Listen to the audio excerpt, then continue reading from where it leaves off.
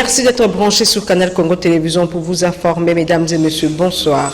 Annoncé ce mercredi 15 septembre 2021, la marche de Lamuka du tandem Fayulu et Muzitu, qui n'avait pas été autorisée par le gouverneur de la ville de Kinshasa, a été étouffée par les éléments de la police nationale congolaise, déployés en grand nombre dans le district de la Tchangou.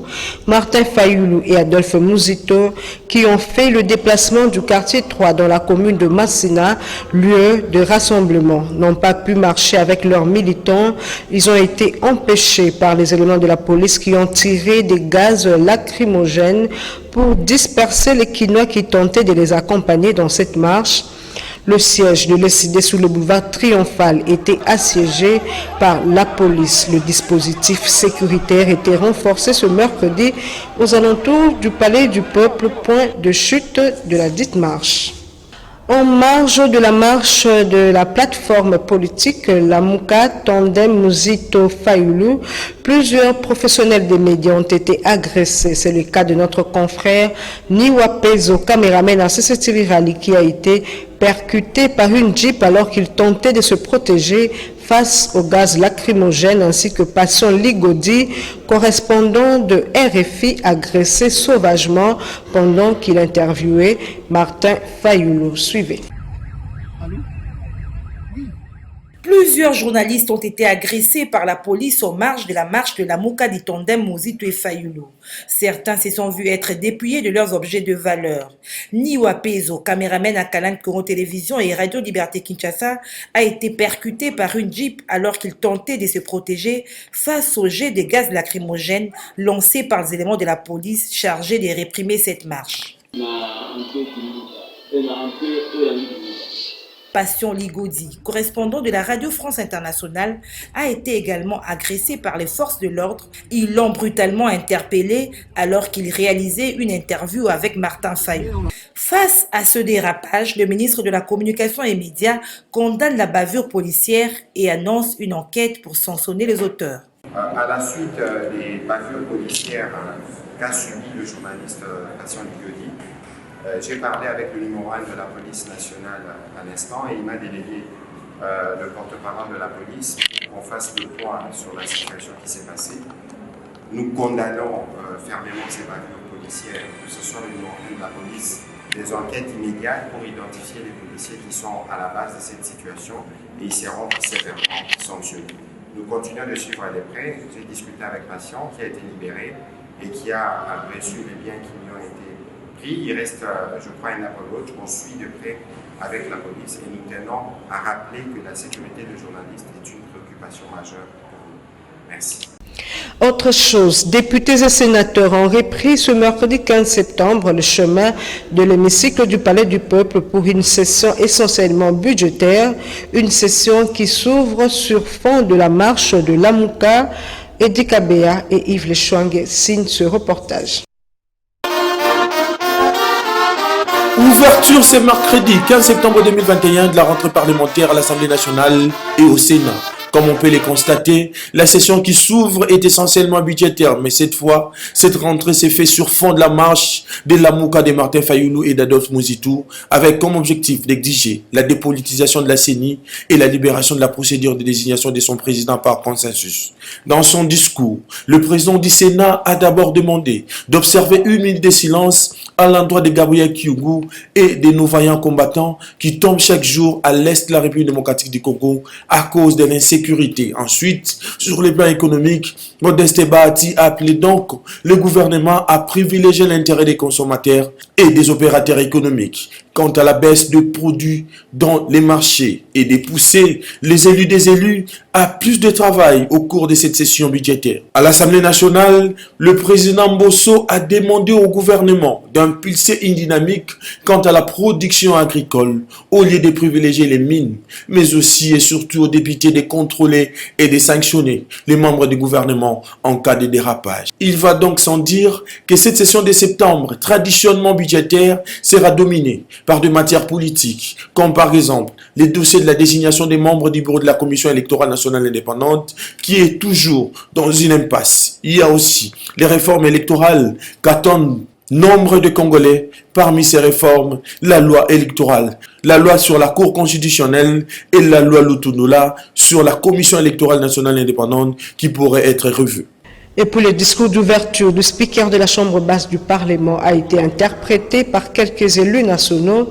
On les écoute au micro, une fois de plus, de Eddie Kabea. Il sera également question, n'est-ce pas, du traité, n'est-ce pas, de ce que nous appelons les arrivées parlementaires, ce que nous n'avons pas pu aborder par, n'est-ce pas, le temps qui court. Aussi, vous savez que même les vacances des sénateurs, des honorables sénateurs, ont été interrompues à un moment donné par, n'est-ce pas, l'état de siège qui a été décrété par le chef de l'État. Mais c'est une position soutenue par tous. Vous savez, il a également, n'est-ce pas, épinglé le fait que nous devons suffisamment travailler, n'est-ce pas, pour n'est-ce pas, promouvoir la production locale. Et ça, vous n'avez pas soulevé. C'est aussi un aspect des choses. Vous savez, nous importons plus que nous produisons. Et ce sont des devises qui partent. Nous devons travailler pour qu'il y ait aussi production au niveau local. Vous savez que si le gouvernement n'est pas efficace, ce que l'on doit noter, c'est que le Parlement n'est pas fort. Parce que l'exécutif doit se sentir contrôlé pour s'améliorer. De ce discours, nous sommes devant notre responsabilité. Nous allons voter la loi. Nous allons par la suite nous atteler à contrôler l'affectation des ressources publiques. C'est de cette façon seulement que la République va très bien se comporter et que la population va se retrouver. Je crois que c'est un constat normal, c'est un bon constat. Et regardez vous-même, notre économie est assise sur les matières premières. Vous savez, la situation des matières premières n'est pas décidée par nous au Congo. C'est décidé sur les plans internationaux et parfois par des acheteurs eux-mêmes.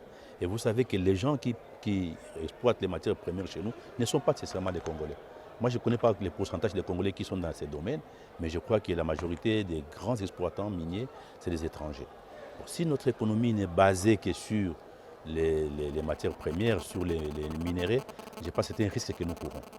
Et les risques, nous l'avons couru à plusieurs occasions. Je crois que c'est mieux qu'on puisse diversifier l'économie de notre pays. Le discours du président de l'Assemblée nationale a été correct lorsque lui-même reconnaît que la session passée, on n'a pas trop accès, on n'a pas renforcé les contrôles parlementaires et que c'est cette session où on va vraiment miser beaucoup plus sur les contrôles parlementaires.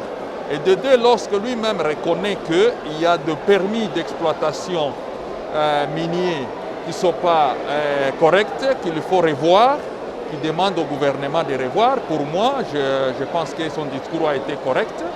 Ce qui reste, c'est de renforcer les contrôles parlementaires. Nous devons contrôler l'action du gouvernement.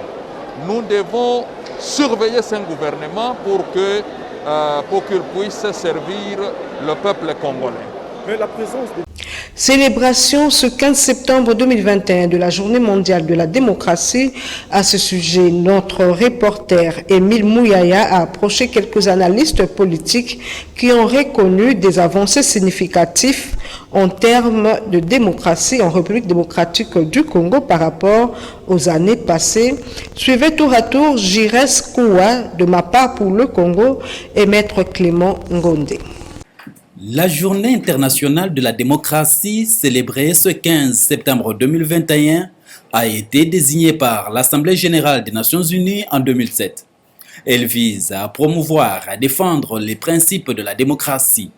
En effet, la démocratie se réfère à un gouvernement dirigé par le peuple à travers des représentants qui ont été élus par l'ensemble de la population. Elle est étroitement liée aux droits de l'homme, plus précisément aux droits de la liberté politique et civile. La démocratie garantit une participation équitable de tous les membres de la société. Quel état de lieu faire de l'évolution de la démocratie en RDC? Quelques Quinois interrogés quant à ce réagissent. La démocratie, c'est aussi l'effet de faire participer tout le monde à la prise de décision. Exemple, la RDC toujours. Vous voyez, même pour désigner les animateurs de la CENI, on a impliqué toutes les classes socio-politiques. Ça prouve que dans notre pays, il y a la démocratie. D'ailleurs, la vision du chef de l'État, Félix Antoine Tshisekedi, il est toujours là pour souligner, marteler à ce qui concerne la démocratie. Et l'exemple est là. D'ailleurs, en Afrique, on peut dire aujourd'hui que la RDC, que nous sommes premiers en démocratie, parce qu'aujourd'hui, il y a 4e système. Nous récupérons les pouvoirs par la voie des élections. Donc, un pays démocratique, le pouvoir est pris par la volonté de sa population.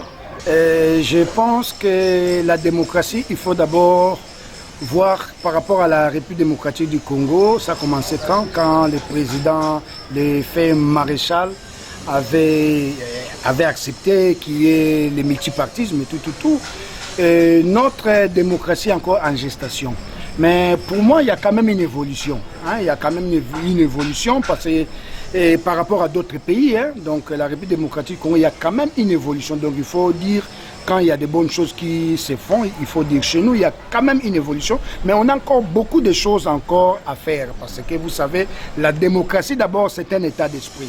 Par exemple, la liberté d'expression. Aujourd'hui, tout le monde peut passer à la télé et dire que non, le président de la République, ce qu'il a fait, c'est pas normal. Mais dans d'autres pays, non. Dans d'autres pays, quand tu dis, tu ne sortiras même pas, on t'arrête. Donc c'est déjà une bonne chose, vous voyez. Et aujourd'hui aussi, par exemple, dans la matière aussi normal de droit, de la preuve, on peut dénoncer. Mais à l'époque, même si tu dénonces, rien. Même par rapport aux inquiétudes, par exemple, aux autorités, par exemple les ministres. À l'époque, les ministres n'étaient pas inquiétés, même s'il peut y avoir des détournements de ceci, mais on les laisse libres. Mais aujourd'hui, on sent quand même, les gens ont quand même peur. En éducation, lancement des épreuves de la session ordinaire de fin d'études professionnelles, une initiative du ministère de la formation professionnelle et métiers. Le go a été donné par le Premier ministre Jean-Michel Sama Lukonde le mardi 14 septembre 2021 à l'Institut technique de Ndjili. Héritier Toubilandou nous en parle dans ce reportage. C'est le mardi 14 septembre 2021 à l'Institut technique de Ndjili qu'est intervenu le lancement de la session ordinaire de l'examen de fin d'études professionnelles, une initiative du ministère de la formation professionnelle et métiers. Ces épreuves se déroulent sur l'ensemble du territoire national, concernent plus de 15 000 apprenants et a pour cible 1050 personnes à travers la ville de Kinshasa. Une première du genre depuis la création de ce ministère en 2014. La ministre de la formation professionnelle et métiers, Antoinette Kipoulou, de souligner que le lancement de ces épreuves prouve à suffisance la détermination de faire de ce ministère un levier de développement. L'État doit devenir un secteur productif, porteur de croissance par la création d'une classe moyenne qualifiée tant souhaitée en République démocratique du Congo. Il est donc impérieux que le ministère de la formation professionnelle et métiers, tenu l'ancrage de la formation professionnelle et au regard de sa spécificité, sorte des sentiers bâtis et se fraye son propre chemin pour être le guichet unique de la qualification et de la certification. Jean-Michel Sama Lukonde, chef du gouvernement qui a donné le go de ces assises, a dans son mot de circonstance loué les efforts fournis par le ministère de la formation professionnelle et métiers pour la réussite de cette formation. De remercier vos formateurs, ceux qui vous permettent d'arriver à ce jour pour affronter ces épreuves. Leur sens professionnel ainsi que du sacrifice pour la formation des Congolaises et des Congolais qui vont construire ce pays est louable. Je les remercie pour cela. Je remercie aussi les partenaires qui accompagnent tous les jours ce secteur prioritaire pour le gouvernement qui exécute la vision du président de la République, son Excellence Félix Antoine Tshisekedi. Sachez que ces épreuves seront clôturées le 16 septembre prochain. Relance de la Société commerciale des transports et ports SCTP, Chérubin Okende, ministre national des Transports, lance les travaux de réhabilitation de la voie ferrée Kinshasa-Matadi. Suivez cet élément. Déterminé à relancer la Société commerciale des transports et ports SCTP ex-ONATRA, selon la vision du chef de l'État, Félix-Antoine Tshisekedi. Le ministre des Transports, voie des communications et des désenclavements, Chérubin Okende, a commencé sa journée du mardi par la gare de Kintambo Magasin. Occupée autrefois par des terrasses, bars, magasins, restaurants, takeaway et autres commerces. Cet espace s'est vu vidé par les autorités de la ville alors que les occupants disent être dans la légalité dans un contrat précaire avec la SCTP. Chérubin Okende, qui avait à ses côtés les dirigeants de la SCTP, a lancé un appel au calme face à ceux qui occupaient autrefois ces lieux qui ont déploré l'acte du gouvernement de la ville. Chérubin Okende et sa délégation ont ensuite repris le chemin jusqu'à la gare de Kimwenza où le ministre des Transports a lancé les travaux de réhabilitation de la voie ferrée Kinshasa-Matadi. La haute direction de la SCTP nous avait saisi et nous avons bien examiné la pertinence de cette saisine, surtout des travaux qui doivent être effectués. Voilà pourquoi nous venons pour encourager la haute direction de la SCTP et aussi dire à tous les Congolais que le gouvernement est au chevet de la nation aujourd'hui. Là où nous devons agir, nous agirons avec beaucoup plus de pugnacité. Une journée qui a permis à Chérubin Okende de cerner les réalités de la voie ferrée de cette ligne qui devra permettre la reprise du train urbain et interurbain comme le veut le président de la République. Et pour la ministre des Mines, Antoinette Nzamba-Kalambay, a visité le site Kamoa Cooper dans la province de Lualaba dans le but de mettre fin à l'exploitation illicite des minerais. Reportage. Bientôt, le système Big Bang sera mis sur pied. Aucun minerai ne pourra quitter le Congo sans ce passeport, car désormais, tous les minerais produits seront transformés au pays, dixit la ministre nationale des Mines après sa visite au sein de l'entreprise minière Kamoa Copper. C'est une entreprise minière située à 50 km de la ville de Kolwezi, faisant partie du groupe Ivanoé Mines, spécialisé dans la production du cuivre. Cette compagnie minière dispose de 2 sites souterrains de Kansoko et celui Kakula. Elle produit plus de 200 000 tonnes de cuivre par an et compte d'ici 2021 avec un investissement de 130 milliards de dollars américains atteindre 400 000 tonnes l'an. Cette mine est parmi la plus grande de la RDC et la deuxième au monde après celle de Chili. Elle projette l'installation d'une usine des raffineries pour la transformation du cuivre. La patronne des mines a visité plusieurs réalisations en faveur de cette société, parmi lesquelles un atelier de couture, la construction des maisons, les activités champêtres et les forages. Kamoa a construit un centre de formation pour toute personne désireuse de travailler dans leur site souterrain. Le vice-ministre de la Justice et garde de Sceaux, Amato Mirindi Bayubasire, a présidé le mardi une séance de restitution des cadres pénitentiaires civils et militaires. Après le stage d'immersion effectué au service pénitentiaire du Sénégal, ceci s'inscrit dans le cadre du renforcement des institutions pénitentiaires du Congo, Kinshasa, avec l'appui du processus à la réforme, une activité appuyée par la MONUSCO. Suivez.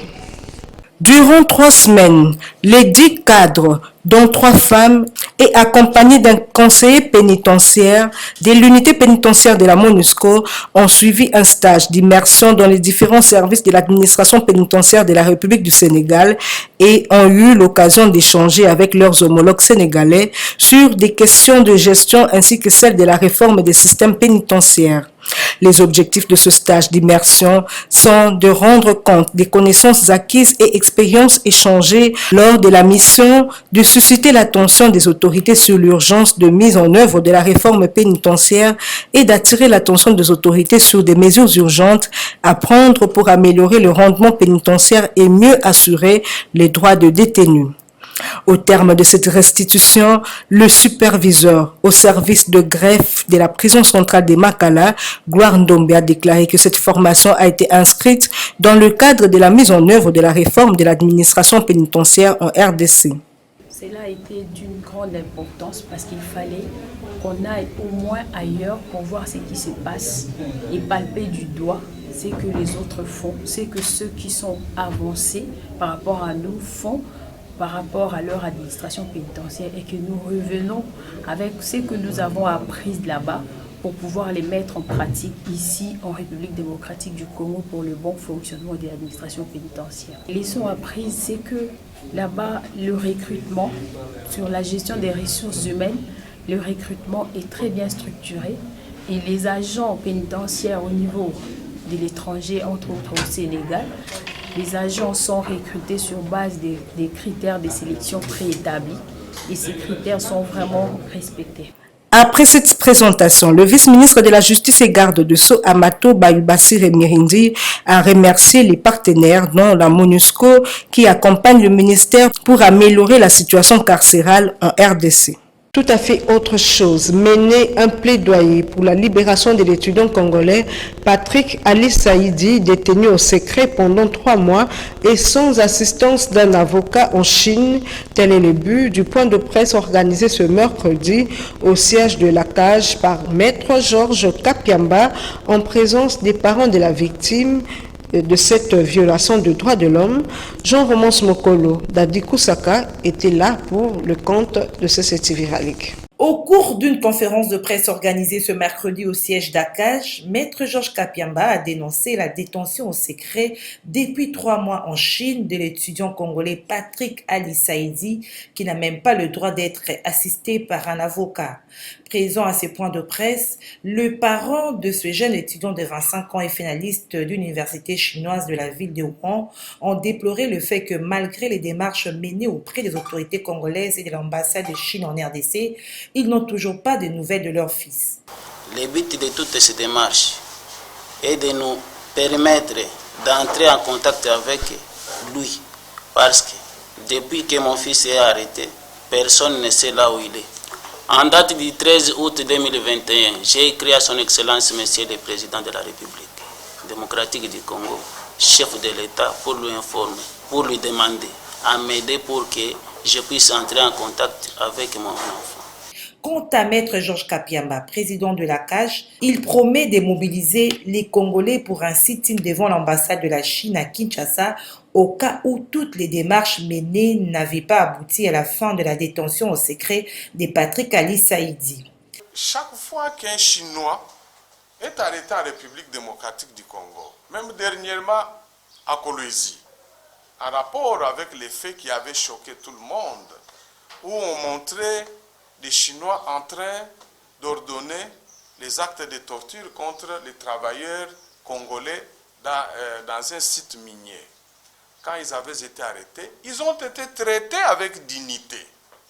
Acheminés, d'abord la police les a arrêtés, l'armée plutôt, ils ont été acheminés devant l'autorité judiciaire compétente, entendus, assistés par les avocats de leur choix, jusqu'à la fin du dossier.